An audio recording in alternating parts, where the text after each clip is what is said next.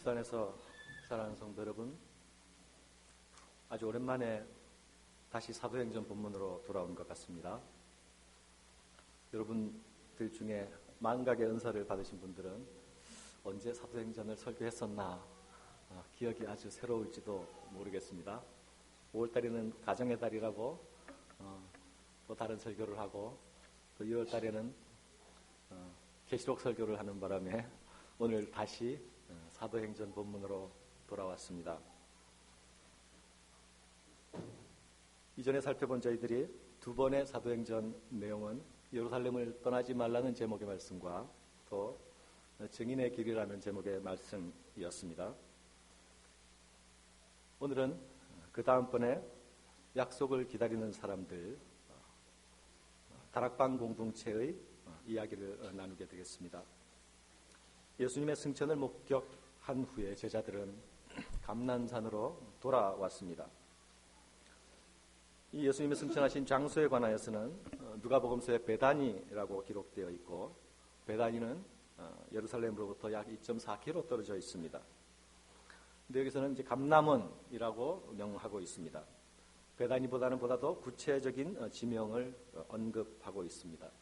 베다니 앞에 있는 감람원이라는 구체적인 지명을 사도행전에서는 예시해주고 있습니다.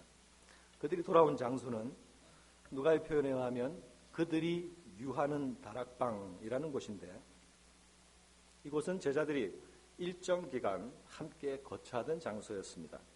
아마도 사도행전 12장 12절에 나타나는 마가 요한의 어머니 마리아가 소유했던 그 다락방이 아닐까 추측됩니다. 그러나 꼭 그렇다고 단정 지을 수는 없습니다. 다락방 이야기를 하면 우리는 한국의 가옥 구조를 가지고 연상을 하게 됩니다. 그래서 어떻게 다락방 같은 곳에 사람들이 많이 모일 수 있는가 의문을 가질 수 있습니다. 하지만 이스라엘의 가옥 구조는 한국의 집처럼 안방에 잠깐 붙어 있는 조그만, 그리고 사람이 구부려 들어가야 되는 그런 방이 아니라 그 위층에 있는, 아래층이 아닌 위층에 있는 건물의 공간 또는 옥상에 있는 건물의 공간을 모두 다락방이라 지칭합니다. 그래서 사실 아래층의 공간보다 위층의 공간이 훨씬 넓고 쾌적하고 안락합니다. 이 장소는 예배 모임과 기도 모임을 하기에 적합한 장소였습니다. 이곳에서 약속을 기다리며 예수님의 명령대로 예루살렘에 머물기를 결심한 새로운 공동체가 탄생했습니다. 이들의 이름을 굳이 붙여본다면 다락방 공동체, 이렇게 붙여볼 수 있겠습니다. 우리는 우리 교회를 가리켜서 나눔 공동체, 이런 말을 많이 사용하죠. 이들은 한시적이지만 다락방 공동체라고 부를 수 있겠습니다. 이 다락방 공동체는 항구적으로 존재할 공동체가 아니라 한시적인, 해체할 시간이 어쩌면 정해져 있는 공동체였습니다. 다락방 공동체는 예수께서 약속하신 성령 강림의 약속을 기다리며 모인 공동체였습니다. 또한 이들은 땅 끝까지 이르러 내 증인이 되라는 엄중한 명령을 부여받고 있던 공동체였습니다. 그러나 그들은 예루살렘을 떠나지 말라는 명령과 아버지의 약속하신 것을 기다리라는 이 명령은 그들이 함께 공동생활을 하며 지킬 수 있었으나, 땅끝까지 내 증인이 되라는 명령은 그들 스스로 아직 내게 그럴 능력은 없지 않는가 스스로 알고 있었습니다. 물론 예루살렘을 떠나지 말라는 명령을 지키는 일도 그냥 마냥 안이하게 실천될 수 있는 일은 아니었습니다.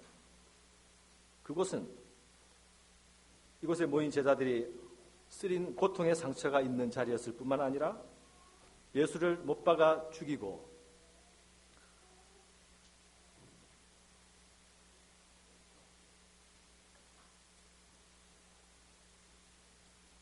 예수를 못 박아 죽인 종교 권력의 시프런 서슬이 아직도 살아있는 곳이었습니다. 해서 그 명령을 지키는 것만 해도, 예루살렘을 떠나지 말라는 명령을 모여서 지키는 것만 해도 그들은 일정 부분 어떤 각오를 가져야만 가능한 일이었습니다. 하지만 증인이 되라, 땅끝까지 이르러 내 증인이 되라 하는 이 명령은 그들이 나는 증인이 될래, 나는 꼭 되고 말 거야, 이런 각오만으로는 이룰 수 있는 일이 분명히 아니었습니다. 증인이란 증인이 될 능력을 갖추어야 할 뿐만 아니라 증인이 될 증인으로서의 자격을 갖추어야 합니다. 자격을 갖추지 않은 증인의 증언에 아무도 귀를 기울이지 않을 것이기 때문입니다. 또한 증인은 자기가 증언할 내용을 가지고 있는 자여야 합니다.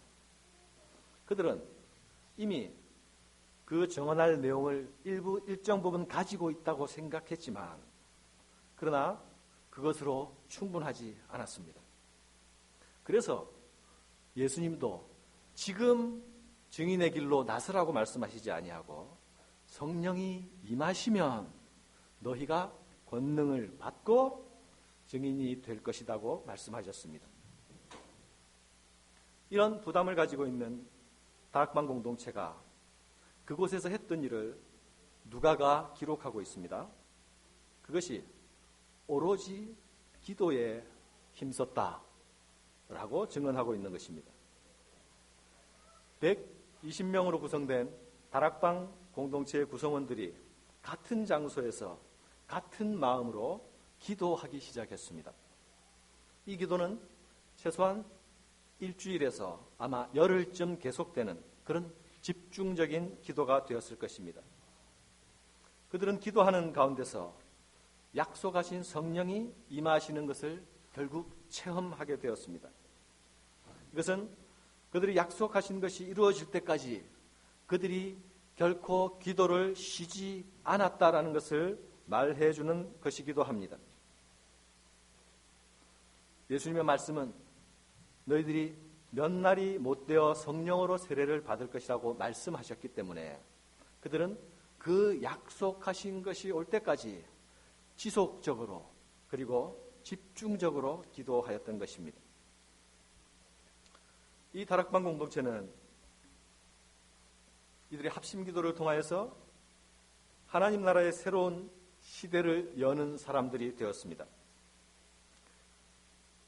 누가복음의 시작을 기억하는 사람들은 누가복음 1장에서 구약의 기도하는 백성들의 모습을 누가가 기록하고 있다는 것을 여러분 기억하실 것입니다. 사도행전도 누가복음도 동일한 저자의 책이죠, 그죠? 누가복음이 전편이라고 한다면 사도행전은 후편이라고 할 수 있습니다. 그런데 전편의 첫 장면에서 1장 부분에서 구약의 기도하는 사람들에 관하여서 누가가 기록하고 있습니다. 그런데 후편의 또 시작 부분에서 기도하는 사람들에 대하여 누가는 또 기록하고 있습니다. 누가복음에서는 구약의 백성들이 기도하는 모습을 그리고 있다면 사도행전에서는 신약의 새 시대를 여는 백성들의 기도를 기록하고 있습니다. 누가복음 1장에서는 구약의 경건한 백성들의 기도를 통하여서 주님의 오실 길을 예비하는 세례 요한의 탄생 소식을 사가랴에게 알리게 됩니다.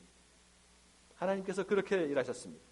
이제 사도행전 1장에서는 여기서는 예수님의 분부를 받고 약속을 기다리는 다락방 공동체의 기도를 통하여서 새로운 교회의 시대를 열어가시는 것을 누가는 말하려고 하는 것입니다. 사랑하는 여러분, 하나님은 자신의 경륜대로 하나님 나라의 역사를 이끌어 가십니다. 하지만 하나님은 이 하나님 나라의 역사를 하나님께서 사랑하시는 자기 백성들의 기도와 함께 이끌어 가시기를 기뻐하십니다. 우리 개인이 또는 우리 가정이, 우리 교회가 하나님 나라의 동참하면 좋겠다라는 소원이 있다고 한다면, 내 삶이 하나님의 역사에 조금이라도 보탬이 되고 쓰여짐이 되고 거기에 함께 가는 삶이 좋겠다라고 하는 소원을 가진 사람이라고 한다면, 그런 사람들은 그 소원을 가지고 하나님께 아뢰며 나아가야 합니다. 하나님, 내게 그런 소원이 있습니다라고 하는 것을 품고 있는 것만으로 충분하지 않습니다. 하나님은 그 소원을 가지고 자신 앞에 나오는 자들을 사용하셔서 언제나 새 시대를 열어 가셨습니다. 기도하지 않으면 자동적으로, 기계적으로 그 나라의 거룩한 사명에 동참할 수 없습니다. 기도하지 않으면서 우리가 가진 명분만을 가지고 우리가 자연히 그리 될 것이라고 추측하고 기대하는 것은 우리의 아니한 기대일 뿐입니다. 언제나 하나님은 자신의 역사 가운데서 이 기도하는 개인과 기도하는 공동체를 통하여서 자신의 뜻을 나타내시고 이루어 가셨습니다. 이 다락방 공동체는 우리에게 이 기도의 정신과 기도의 자세에 관하여서 말해 주고 있습니다. 14절에 나타나는 기도를 묘사하는 단어는 오로지 힘쓰다라는 이 단어는 이 이후로 사도들과 초대교회의 기도를 묘사하는 특정 단어가 되어버렸습니다. 이 단어의 의미는 무슨 일에 아주 바쁘게 힘쓰는 것을 의미합니다. 아주 몸을 바쳐서 헌신해서 일하는 것을 의미합니다. 따라서 우리는 이 다락방 공동체가 한 기도가 혼신의 힘을 다해서 기도에 아주 전념한 그런 전폭적인 기도였다는 것을 알 수 있습니다.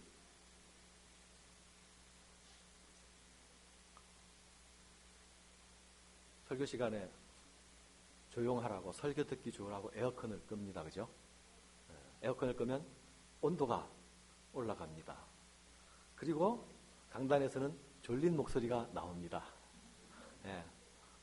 까딱하면 졸음의 시간을, 귀중한 시간을 빼앗겨버리기 좋은 시간입니다. 그러나 우리가 한 주일에 단 한 번 집중적으로 말씀을 듣는 기회라고 한다면 우리가 스스로 각성하고 긴장해야 할 것 같습니다.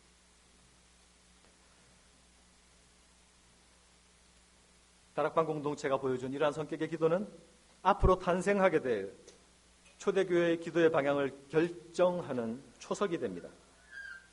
복음서와 사도행전에서 보여주는 제자들의 모습은 크게 성령 강림이라는 시점을 중심으로 그 이전과 그 이후가 완전히 대조적인 모습으로 나타납니다. 거의 반전에 가까운 모습의 전환을 보여줍니다. 하지만 다락방 공동체의 기도는 성령 강림 이전에 보여준 이 기도의 모습을 성령 강림 이후에도 지속적으로 동일하게 일관성 있게 보여주고 있는 것을 볼 수 있습니다. 이것은 이들의 기도의 자세와 태도가 새로운 시대에도, 성령 강림 이후의 시대에도 완전히 유효하고 적합하고 효력 있는 것이었다는 것을 말해주는 것입니다. 사도행전 2장을 보면 예루살렘 교회에 세례교인이 하루에 3,000명씩 또는 5,000명씩 쏟아져 들어오는 소위 대형 교회가 되어버립니다. 그러나 그 가운데서도 예루살렘 교회는 이 다락방 공동체의 기도 정신을 그대로 유지했습니다. 사도행전 6장에 보면 예루살렘 교회에 일이 많아졌습니다. 그래서 성도들을 섬기는 일을 전담으로 하는 집사를 뽑아야만 할 상황에 이르게 되었습니다. 이때 사도들이 예루살렘 교회를 향해서 우리는 기도에 전념하겠다고 선포합니다. 우리는 오직 기도하는 일과 말씀 사역에 힘쓰리라. 이 말을 교회 가운데 할 때에 온 교회의 무리가 모두 기뻐하였다고 기록하고 있습니다. 이것이 무엇을 의미하는 것일까요? 예루살렘 공동체는 특정한